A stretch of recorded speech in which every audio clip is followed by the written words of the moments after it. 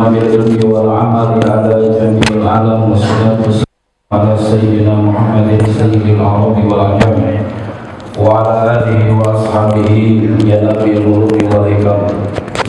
سبحانك لا علم لنا إلا ما علمتنا إنك أنت العليم الحكيم وتب علينا إنك أنت التواب الرحيم وتقبل منا إنك أنت السميع العليم. Hadirin hadirat jamaah Masjid Al-Hidayah yang sama-sama dimuliakan Allah Subhanahu wa taala, wajib bersyukur kita kepada Allah yang telah memberikan karunia kepada kita, terutama kita dimudahkan oleh Allah untuk salat berjamaah maghrib. Mudah-mudahan Allah Subhanahu wa taala menerima ibadah salat kita. Kita niat i'tikaf sampai salat Isya sambil mudzakarah melanjutkan rutinitas kita, yakni kajian setiap malam Senin. Bismillahirrahmanirrahim. Bagi yang pegang kitabnya silakan dibuka halaman 44, maqalah yang ke-25. Atau sudah hafal semua?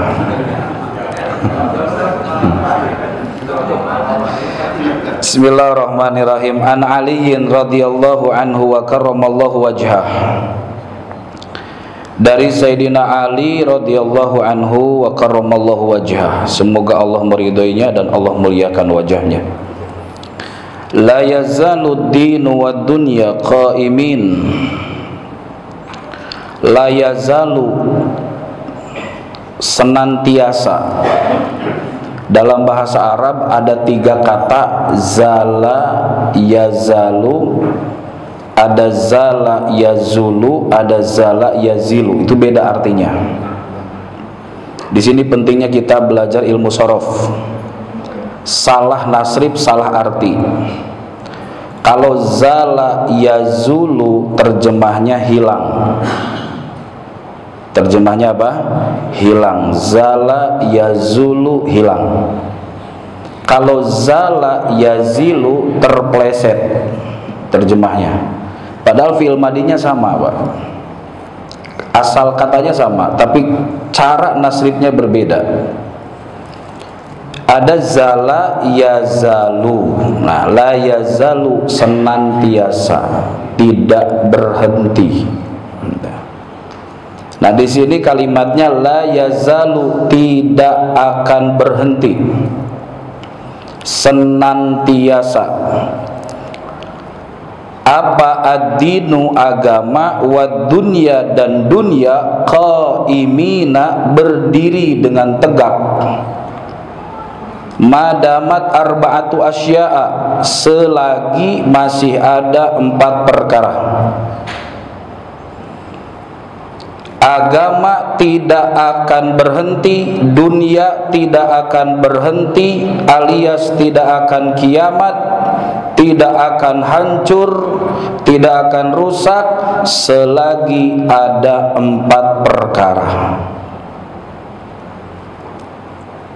Yang pertama, madamal aghniya'u la yabkhaluna bima khuwilu. Selagi masih ada orang-orang kaya yang tidak pelit, tidak kikir dengan harta yang telah didapatkannya. Wa madamal ulama'u, dan selagi ada para ulama ahli ilmu, ya'maluna bima alimu, mereka senantiasa mengamalkan ilmunya. Wa madamal juhala'u, yang ketiga, selagi masih ada orang-orang bodoh, la yastakbiruna amma lam ya'lamu, mereka tidak sombong dengan kebodohannya. Maknanya mereka selalu sungguh-sungguh di dalam mencari ilmu. Ay wala yamtani'una min ta'allumi ma lam ya'lamu, mereka tidak berhenti untuk belajar. wa madamal fuqara'u la yabi'una akhiratahum bidunyahum. Yang keempat, selagi adanya orang-orang fakir tidak menjual akhirat mereka dengan dunia mereka. Ya. Ini harus diulang kayaknya. Ya, ulangi. Agama dan dunia senantiasa berdiri tegak selagi ada berapa? 4 perkara. Yang pertama, orang kaya yang tidak pelit, alias orang kaya yang dermawan. Selagi masih banyak orang kaya yang dermawan, agama akan tegak, agama tidak akan hancur. Yang kedua, selagi para ulama mau mengamalkan atau mengajarkan ilmunya. Yang ketiga, selagi orang bodoh masih mau belajar. Yang keempat, selagi orang fakir tidak menjual akhiratnya dengan dunia. Ulangi biar lancar. Kalau saya kan lelet, Pak. Kalau Bapak kan memang langsung pinter, sekali langsung paham ya. Kalau saya nggak paham ini dua kali masih belum paham ya. Ulangi. Agama dan dunia senantiasa berdiri tegak selagi masih ada 4 perkara. 1, selagi masih ada orang kaya yang tidak pelit. Yang kedua, selagi masih ada ulama yang mau mengamalkan ilmunya. Yang ketiga, selagi orang bodoh tetap belajar. Yang keempat, selagi orang fakir, orang miskin tidak menjual akhiratnya dengan dunia. Lulus ya. Jemaah dimuliakan Allah Subhanahu wa taala. Ini penting, Pak, untuk kita renungkan. Penting untuk kita pikirkan. Kalau kita masih ingin hidup di dunia ini masih ingin senantiasa berdiri, dunia ini ingin senantiasa tegak, masih ada, maka jaga 4 perkara ini. Kalau kita ingin agama ini tetap tegak, agama ini tetap konsisten, maka jaga 4 perkara ini. Yang pertama, madamal agniya la yabkhaluna bima khuwilu. Selagi orang-orang kaya tidak pelit dengan harta rezeki yang telah diberikan oleh Allah Subhanahu wa taala. Selagi orang-orang yang dititipkan harta oleh Allah mau berkorban dengan hartanya, insya Allah agama ini akan tegak terus, tidak akan habis, tidak akan hancur. Kenapa jamaah dimuliakan Allah? Karena di dalam peribahasa Arab ada kalimat maqamaddin illa bil mal. Agama tidak akan tegak kecuali dengan harta. Jadi Islam ini bukan anti dengan dunia, bukan. Kita tidak melarang orang mencari duit. Agama tidak melarang umat Islam menjadi orang kaya. Justru kata Sayyidina Umar, ni'mal malus solih lirrajuli solih. Sebaik-baiknya harta dimiliki oleh orang-orang yang soleh. Jadi yang mestinya yang kaya raya itu ya seperti bapak-bapak ini. Amin. Atau sudah kaya? Ya mudah-mudahan ditambah terus kekayaannya. Ya amin ya rabbal alamin. Karena yang pantas memiliki harta itu orang-orang soleh. Ketika harta itu dimiliki oleh orang soleh, maka harta itu akan membawa manfaat dan maslahat. Ya, ini masjid berdiri pakai duit apa pakai magic ini? Siapa tahu Al Hidayah tiba-tiba dijampe langsung berdiri gitu. Pakai duit kan Pak ya?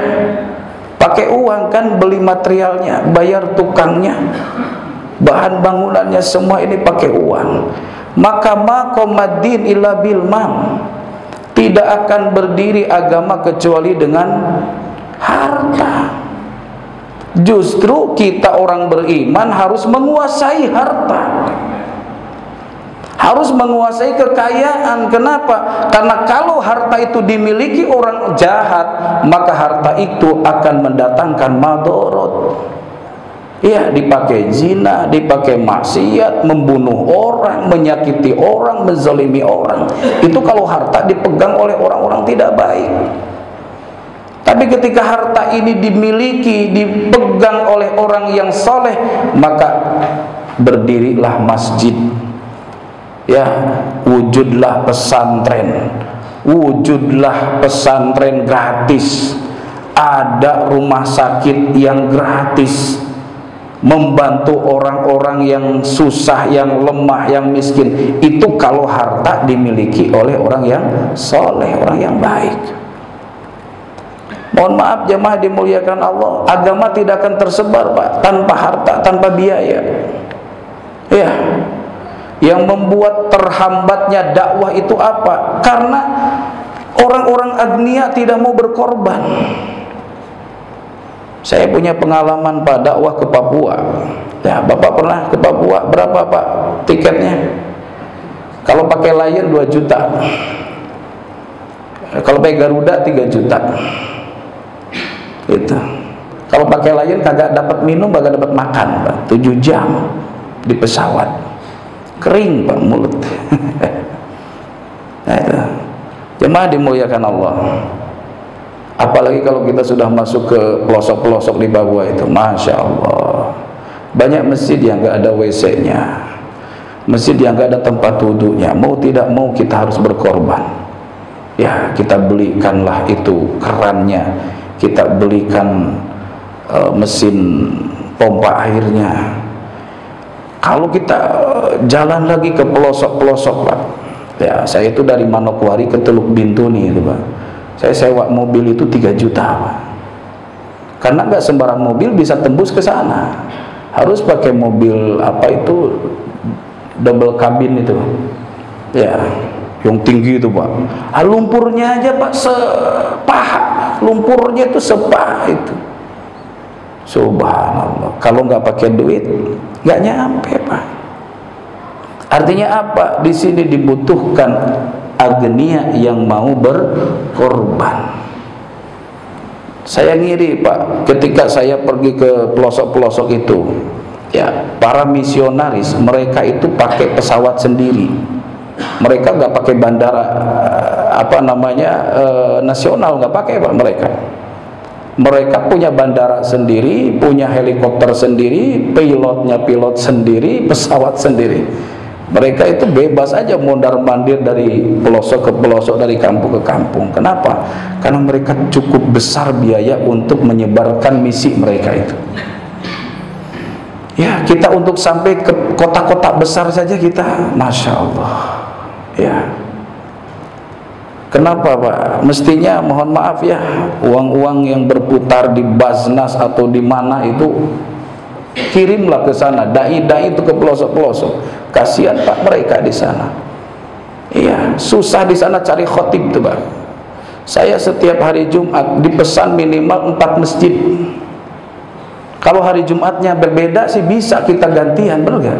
Lain masalahnya hari Jumatnya kan sama Pak. Tetap aja yang dipilih satu masjid kan, yang lain terpaksa nggak ada Jumatan. Iya, yang lain terpaksa nggak ada Jumatan. Ada satu kampung namanya itu di daerah antara Sentani dan Abepura, itu ada namanya Kampung Harapan. Muslimnya hanya kurang lebih 18 orang. Mereka bertahun-tahun tidak pernah ngadain Jumatan, karena anggapannya ya pertama kurang jumlah, ya katanya harus berapa? 40. Saya bilang harus nunggu 40, kapan mereka tahu sholat Jumat? Ya sudah ngadain aja Jumatan walaupun kurang dari 40. Kasihan umat keburu meninggal, dia belum pernah Jumatan seumur-umur di situ. Akhirnya kita ngadain Jumatan dengan jumlah yang tadi sekitar 15 sampai 18 orang. Jemaah dimuliakan Allah. Dan khotib susah di sana. Maka terpaksa terpaksalah yang ngisi khutbah itu orang-orang yang tidak punya basic agama, yang mereka ada semangat untuk berdakwah tetapi mereka tidak punya bekal ilmu agama. Dengan keterpaksaan mereka harus jadi khotib. Ini kalau bapak-bapak kayaknya ke sana jadi khotib semua nih, atau jangan-jangan jadi ketua MUI. Ya, coba pikirkan Pak.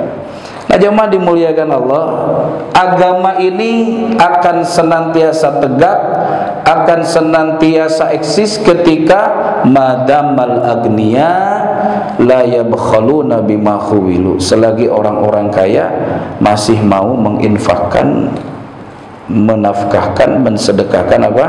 Hartanya. Ketika kita bersedekah, ketika kita mengorbankan harta kita, itu bukan untuk orang lain, itu bukan untuk agama, itu bukan untuk Allah, tapi itu adalah untuk diri kita.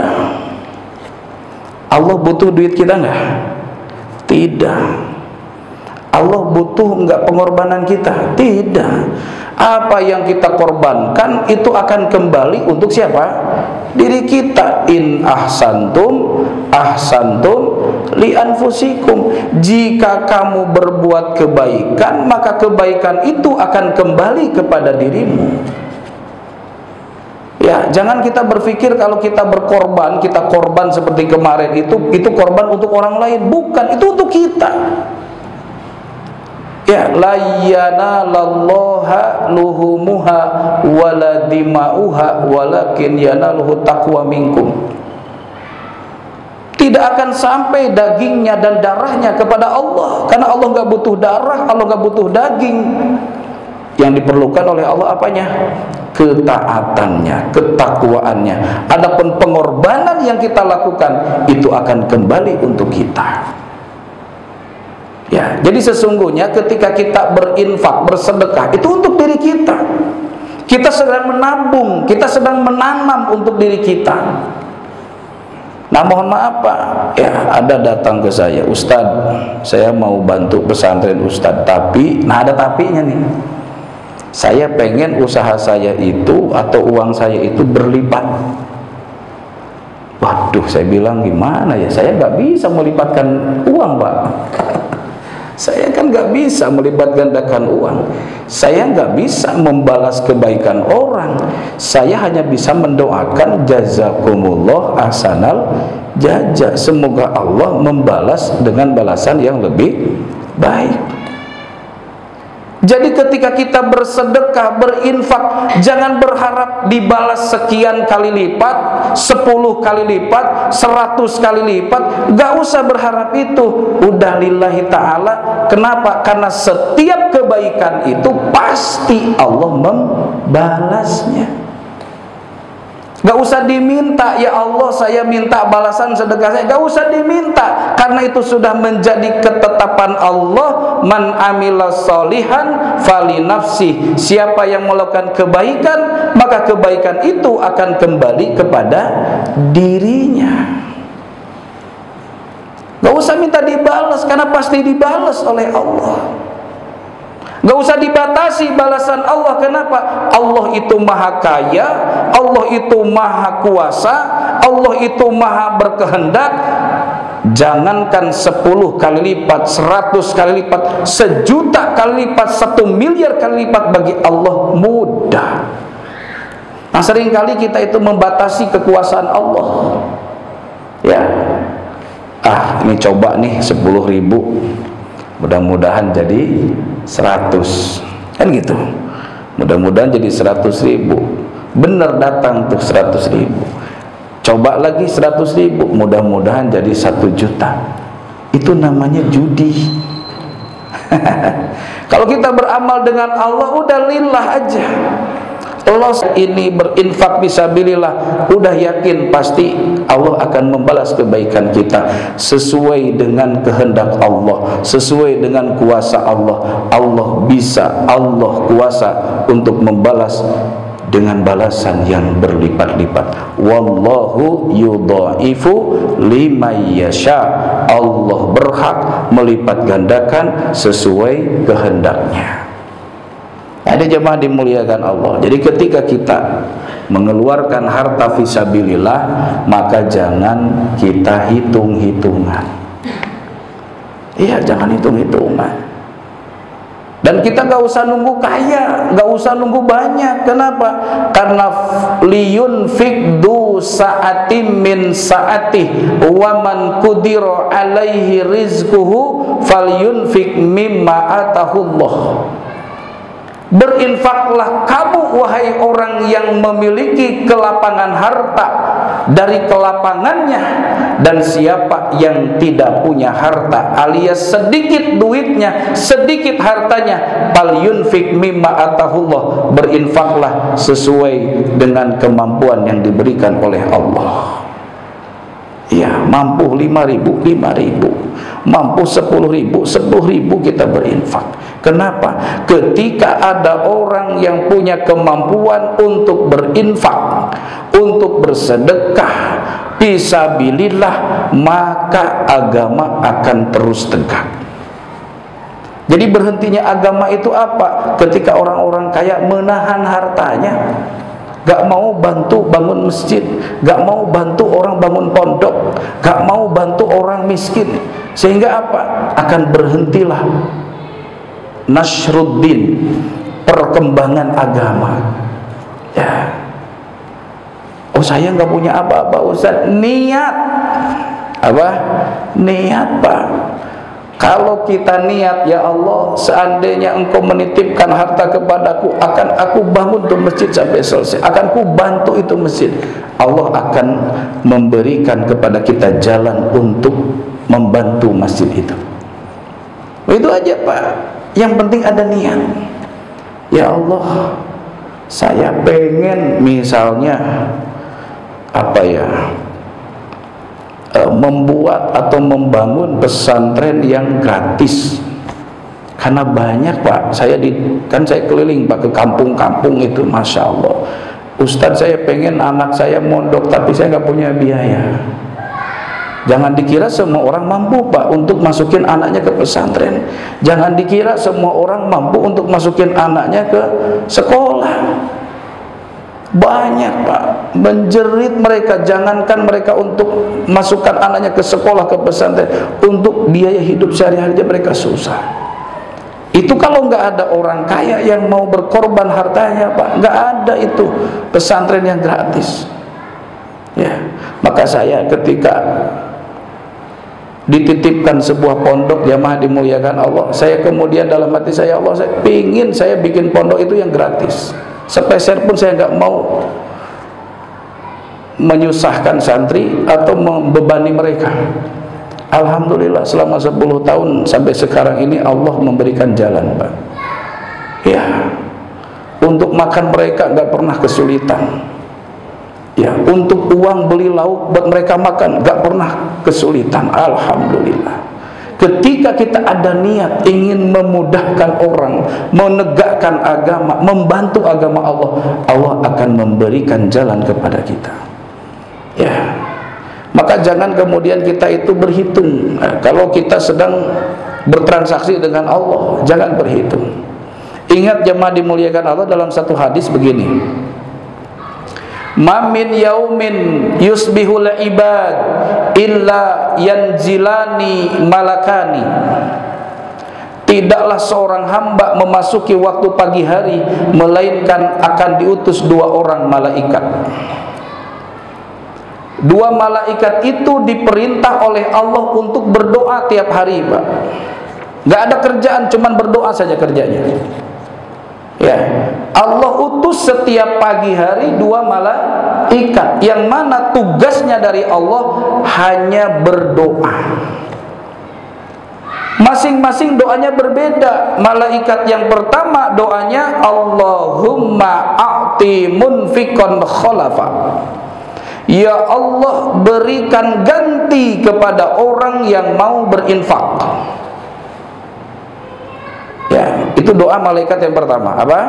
Ya Allah, ganti orang yang mau berinfak. Gantilah harta orang yang mau berinfak. Allahumma a'ti munfiqan khalafa. Malaikat yang kedua berdoa, Allahumma a'ti mumsikan talafa. Ya Allah, bangkrutkan harta orang yang pelit, yang kikir, yang menahan hartanya. Mumsikan. Ya. Jadi tinggal pilih aja, Pak, mau didoakan malaikat yang mana? Kan itu. Maka tidak ada harta yang diinfakkan di jalan Allah itu berkurang, itu nggak ada, Pak. Mana kosomalun an sodakotin, tidak akan pernah berkurang harta yang diinfakkan di jalan Allah itu. Ya, kalau dipakai maksiat pasti berkurang, tapi ketika diinfakkan di jalan Allah itu tidak ada yang berkurang. Yang ada malah justru menambah keberkahan. Kenapa? Didoakan malaikat. Bukan ustadz yang mendoakan, bukan kiai yang mendoakan, bukan wali yang mendoakan, malaikat yang mendoakan. Ya, la ya'sunallaha ma amarahum, makhluk yang tidak pernah durhaka kepada Allah, yang ketika berdoa doanya mustajab. Nah, jadi tidak usah takut kalau kita mau berkorban di jalan Allah. Selagi orang kaya mau berinfak, maka agama tidak akan berhenti. Gitu. Kemudian jemaah dimuliakan Allah Subhanahu wa taala, di dalam hadis dikatakan as-sakhi qaribun minallah, qaribun minal jannah, qaribun minan nas, ba'idun minan nar. Orang dermawan itu dekat dengan Allah, dekat dengan surga, dekat dengan manusia, jauh dari neraka. Ulangi, orang dermawan itu satu, dekat dengan Allah, dua, dekat dengan surga, tiga, dekat dengan manusia. Jadi kalau kita ingin tahu siapa manusia yang paling dekat dengan Allah, itu orang dermawan. Walau karena jahilan, walaupun dia bodoh, walaupun dia tidak banyak ilmu, tapi dia dermawan, itulah orang yang dekat dengan Allah. Sebaliknya, al-bakhil ba'idun minallah, orang yang pelit dijauhi oleh Allah. Walau kana aliman, walaupun dia ulama, walaupun dia berilmu, kalau dia pelit itu jauh dari Allah. Jadi gimana? Ternyata selama ini mungkin perkiraan kita, oh yang dekat itu ustad, yang dekat dengan Allah itu kiai. Bukan, Pak. Orang yang memiliki sifat sakhi, kedermawanan, ya, murah hati, itulah ciri orang yang dekat dengan Allah. Ulangi, orang dermawan itu dekat dengan Allah, dekat dengan surga, dekat dengan surga, Pak. Ya, dekat dengan manusia, betul. Ya, kalau orang kaya pasti banyak temennya. Orang kaya pasti banyak yang deketin, betul. Artinya orang dermawan, Pak, bukan orang pelit. Ya, kalau orang kaya tapi pelit dijauhi, Pak. Ya, sama temennya aja dijauhi. Ya. Jadi orang dermawan itu dekat dengan Allah, dekat dengan surga, dekat dengan manusia, ba'idun minanar, jauh dari neraka. Sebaliknya orang pelit kikir itu jauh dari Allah, jauh dari surga, jauh dari manusia, dekat dengan neraka. Sebaliknya, itu kata Nabi. Maka jemaah yang dimuliakan Allah Subhanahu wa taala, kalau ingin kita dicintai oleh Allah, maka jadilah orang yang murah hati, orang yang gampang untuk berinfak. Ya. Wa ma anfaqtum min khairin fahuwa yukhlifuh. Apa yang kamu infakkan dari kebaikan, Allah pasti menggantinya. Pasti menggantinya. Dan gak usah dibatasi tadi, ganti dari Allah itu terserah Allah. Mau dikasih 100 kali lipat terserah, mau dikasih 1000 kali lipat terserah. Ya.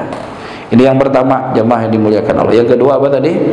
Madamal ulama ya'maluna bima alimu, selagi ulama, orang yang berilmu mau mengamalkan apanya?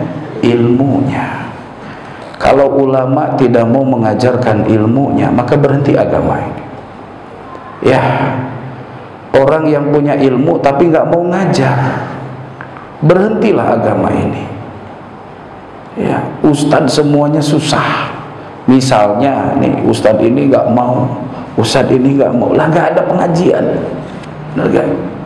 Maka sepanjang masih ada ulama, orang yang berilmu, mau menyebarkan ilmunya, mau mengajarkan ilmunya, maka insya Allah agama masih tegak. Dan lagi-lagi jemaah yang dimuliakan Allah, harta saja tidak cukup kalau ulama tidak mau mengorbankan apanya? Ilmunya. Ya kan? Agniya dia korban dengan hartanya, ulama berkorban dengan apanya? Ilmunya. Dan gak usah yang namanya menyebarkan ilmu itu juga berhitung. Kalau menyebarkan ilmu berhitung, ya Allah juga berhitung. Dipersulit nanti oleh Allah. Tapi ketika kita udah pokoknya ya dakwah, nanti Allah akan menambahkan ilmunya. Apa kata Nabi? Man amila bima alima warasahullahu ilma malam ya'lam. Ini hadis Nabi. Artinya apa?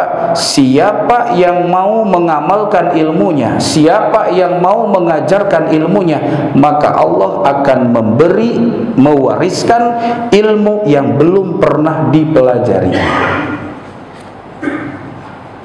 Ini yang harus kita pahami, Pak. Siapa yang mau mengajarkan ilmunya, maka Allah akan memberikan ilmu yang belum pernah dia pelajarinya. Hebat nggak, Pak? Hebat, Pak. Jadi tidak ada profesi yang paling baik itu melainkan menyebarkan ilmu. Ya, mohon maaf Pak nih, saya bicara diri saya ini bukan lulusan Gontor, Lirboyo atau Tebu Ireng yang pesantren ternama. Saya ngaji di kampung. Dari kampung saya merantau ke sini. Sekolah saya nggak sampai kuliah, Pak. Kalau tadi ada LC itu lulusan Cianjur. Bukan LC gelar itu, Pak, bukan. Saya nggak kuliah. Saya nggak ngaji kemana-mana. Kenapa? Nggak punya biaya. Lulusan madrasah, ngaji di kampung. Ketika saya berangkat dari kampung ke sini, kata guru saya, kamu ngajar sebisa kamu. Iya, Pak. Saya ngajar Iqra, Pak. Ngajar bacaan sholat, ngajar praktek wudhu, praktek ibadah sama anak-anak SD, anak-anak TK saya. Ya, nggak berani saya ngajar-ngajar begini, Pak, dulu, Pak. Ketika saya datang ke sini nggak berani, saya nggak punya ilmu saya. Ya, saya tinggal di masjid, tidur di masjid, ya, ngajar ngaji. Dari mulai ngajar Iqra, ya, ada bapak-bapak yang belum bisa baca Quran saya ajarin. Kalau yang sudah bisa saya nggak mau, nggak berani, takut. Ya, saya sedikit ilmunya. Tapi subhanallah dengan pelan-pelan kita belajar tadi, ngajar. Benar apa kata Nabi, siapa yang mengajarkan ilmunya, maka Allah akan mengajarkan ilmu yang belum pernah dipelajarinya.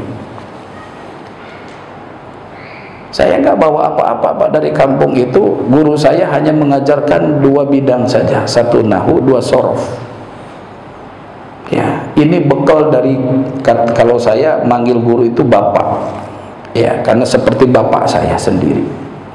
Bapak memberikan bekal ini aja, nahwu sorof, gitu. Udah kamu sana ngajar. Maka ketika kita mau mengorbankan ilmu, ilmu itu tidak akan berkurang, justru ilmu akan bertambah. Ketika kita mau mengorbankan ilmu, Allah akan tambah kefahaman kita. Sebaliknya jamaah yang dimuliakan Allah, sekalipun kuliah sampai luar negeri, mesantren sampai langit sekalipun, kalau tidak pernah diajarkan, gak pernah disampaikan, tidak pernah diberikan kepada orang, maka ilmunya akan berkurang, bahkan ilmunya akan hilang. Betul Pak. Faktanya, mohon maaf nih bapak-bapak yang punya anak di pesantren hafal Quran 30 juz. Misalnya pulang ke rumah gak ngajarin sama orang lain, mohon maaf gak usah pakai setahun 2 tahun, hitungan bulan hafalannya hilang. Betul Pak, itu faktanya begitu. Jadi ilmu itu kalau nggak diajarkan hilang Pak. Bapak ilmunya masih tetap berjalan, kenapa? Karena dipraktekkan kan. Ya, kuliah misalnya jurusannya ekonomi, terus Bapak bekerja yang satu bidang itu, ilmunya akan tetap berjalan, bahkan akan nambah pengalamannya. Iya kan? Tapi ketika mandek, ngajar enggak, dipraktekkan enggak, digunakan enggak, hilang Pak ilmunya walaupun gelarnya tinggi. Nah, ini pentingnya jamaah dimuliakan Allah. Jadi tegaknya agama adalah ketika ulama ahli ilmu mau menyebarkan ilmunya, mau mengamalkan ilmunya. Yang ketiga apa? Selagi orang bodoh tidak sombong alias masih mau belajar. Karena tidak ada orang bodoh yang belajar Pak. Ya, almar'u madama taliban, almar'u aliman madama taliban. Seorang ulama mengatakan bahwa seseorang itu disebut alim selagi dia mau belajar. Ketika dia tidak mau belajar alias berhenti belajar karena jahilan, maka dia adalah orang bodoh. Jadi orang bodoh itu orang yang sudah merasa pinter. Itu namanya orang bodoh. Walaupun pinter, tapi dia merasa pinter, itu orang bodoh. Walaupun dia bodoh tapi masih mau belajar, maka dia tetap orang pinter. Makanya kata Imam Ghazali, manusia itu kan 4. Ya, rajulun yadri wa yadri annahu yadri. Ada orang yang tahu dan dia tahu kalau dirinya tahu. Rajulun la yadri wa la yadri annahu la yadri. Ada orang yang tidak tahu dan tidak tahu kalau dirinya tidak tahu. Nah, itu coba ini kan dipahami ya. Hah? Ada orang yang tahu dan dirinya tahu kalau dirinya tahu. Orang berilmu dan dia sadar kalau dirinya berilmu, berarti dia mengamalkan ilmunya. Rajulun la yadri wa la yadri annahu la yadri. Ada orang sudah tidak berilmu dan dia tidak sadar kalau dirinya tidak berilmu, alias merasa pintar. Ini jangan dijadikan kawan, ini jangan ditemani, ini harus dijauhi, bahaya itu. Ada warajulun la yadri wa yadri annahu la yadri. Ada orang yang tidak tahu dan sadar kalau dirinya tidak tahu, alias belajar. Ini namanya mustarsyidun, orang yang harus dibimbing, yang harus diajarin, yang harus diarahkan. Itu. Ada rajulun la yadri wa rajulun yadri wa la yadri annahu yadri. Ada orang yang tahu tapi tidak sadar kalau dirinya tahu, artinya berilmu tapi tidak mau mengamalkan apanya? Ilmunya. Ini orang yang lalai. Nah, kita mau yang mana? Oleh karena itu jamaah dimuliakan Allah, selagi orang bodoh masih mau belajar, maka agama akan tegak. Jangan merasa gini, Pak, aduh udah tua. Gak apa-apa Pak, belajar itu gak ada batas usia. Sayyidina Abu Bakar kan Pak belajar agama setelah usia tua ya. Sayyidina Umar masuk Islam umur berapa? Kan bukan Islam dari kecil mereka. Banyak sahabat-sahabat Nabi yang sadar, yang masuk Islam, yang belajar agama setelah usia tua. Tidak menghalangi mereka semangatnya belajar. Begitu. Banyak Pak. Kalau yang sungguh. Yang keempat, karena sudah mau isya. Yang keempat apa tadi? Agama akan selalu tegak ketika apa? Selagi orang-orang fakir tidak menjual apa? Akhirat atau menjual agamanya dengan apa? Dunia. Masya Allah. Kenapa bahasanya selagi orang-orang fakir, orang miskin? Karena memang target, Pak, target pemurtadan itu bukan orang-orang kaya. Target pemurtadan itu bukan orang-orang yang berintelektual. Justru yang ditarget menjadi orang murtad itu orang-orang yang punya kelemahan secara apa? Ekonomi dan pendidikan. Ya mohon maaf Pak, kalau Bapak masuk ke daerah-daerah itu, ya Allah, Jawa Barat itu kalau menurut kita kan sulit ditembus untuk dimurtadkan. Tapi faktanya sekarang di Jawa Barat itu sudah banyak yang murtad. Gak usah dikatakan di tempat lain Pak. Ya, mungkin Jawa Tengah dikatakan basisnya, tetapi sekarang rata Pak.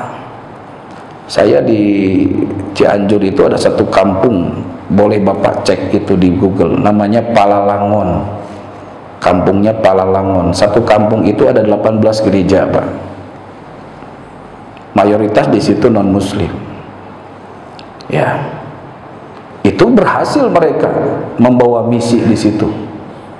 Ya, kenapa? Karena yang dicari orang-orang yang di kampung, petani-petani yang susah. Sekarang mereka tanahnya dibeli Pak, sehingga mereka nggak punya lagi sawah, nggak punya lagi ladang. Kenapa? Sawah itu ladang punya mereka, dan orang-orang kampung situ cuma jadi buruh tani saja. Mudah Pak, ketika orang fakir, ya, lemah imannya, tidak punya ilmu, kemudian ketika diiming-imingi dunia yang sedikit, yang sepele, dia bisa menukarkan agamanya. Ya, maka ada kalimat kadal fakru ayyakuna kufron. Kefakiran mendekati kekafiran. Apa Pak? Kefakiran mendekati kekafiran. Karena memang orang fakir dijadikan target untuk dikafirkan. Ya, kecuali orang fakir yang kuat agamanya, orang fakir yang banyak ilmunya, orang fakir yang kuat akidahnya. Tapi ketika fakir harta, fakir ilmu, fakir iman, sangat mudah untuk menjual agamanya. Ya, saya pernah masuk ke daerah Lampung Pak, di daerah transmigrasi Lampung Tengah. Masya Allah, di sana itu yang nama gereja Pak, mohon maaf, besar-besar di sana. Dan banyak Pak saudara-saudara kita yang begitu mudah menukarkan agamanya. Ya, maka jemaah dimuliakan Allah Subhanahu wa taala, empat faktor ini harus kita jaga. Pertama, agnia, harus berinfak, mengorbankan hartanya demi agama. Yang kedua, orang ilmu, orang alim, ulama harus menyebarkan ilmunya. Yang ketiga, orang bodoh harus belajar, jangan dia bangga dengan kebodohannya. Yang keempat, orang miskin, orang fakir jangan menjual agamanya, akhiratnya dengan dunia. Mudah-mudahan Allah Subhanahu wa taala memberi kekuatan kepada kita untuk mengamalkannya. Itu saja yang dapat saya sampaikan. Terima kasih. Assalamualaikum warahmatullahi wabarakatuh. Subhanakallahumma wa bihamdika asyhadu an la ilaha illa anta astaghfiruka wa atubu ilaik.